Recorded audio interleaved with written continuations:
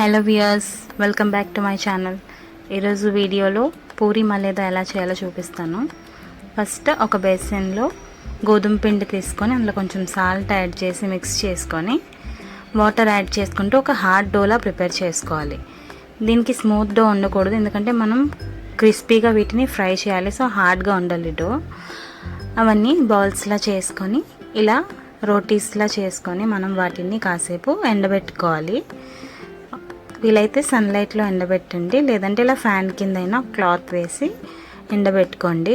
తర్వాత వాటిని deep fry చేసుకోవాలి. క్రిస్పీగా డీప్ ఫ్రై చేసుకొని వాటిని ఇలా క్రష్ చేసుకొని మిక్సర్లో వేసుకొని ఇలా పౌడర్ చేసుకొని ఒక బౌల్లోకి తీసుకోవాలి. నెక్స్ట్ ఇలైచీని మనం డ్రై రోస్ట్ చేసుకొని అవి కూడా మిక్సర్ జార్లో వేసుకొని అందులో కొంచెం షుగర్ యాడ్ చేసుకొని రెండింటిని కలిపి ఫైన్ పౌడర్ లాగా బ్లెండ్ చేసుకోవాలి. ఈ పౌడర్ కూడా మనం అందులో యాడ్ చేసుకోవాలి. నెక్స్ట్ కాజుని గీ రోస్ట్ చేసుకొని ఆ కాజుని కూడా అందులో మనం పీసెస్ చేసుకొని వేసుకోవాలి. తినేటప్పుడు మనకి చాలా టేస్ట్గా అనిపిస్తాయి అలా వేసుకుంటే. ఇవన్నీ బాగా మిక్స్ చేసుకొని ఇందులో మనం షుగర్ కూడా యాడ్ చేసుకోవాలి. షుగర్ని మనకి నచ్చినంత యాడ్ చేసుకోవచ్చు మన టేస్ట్ని బట్టి.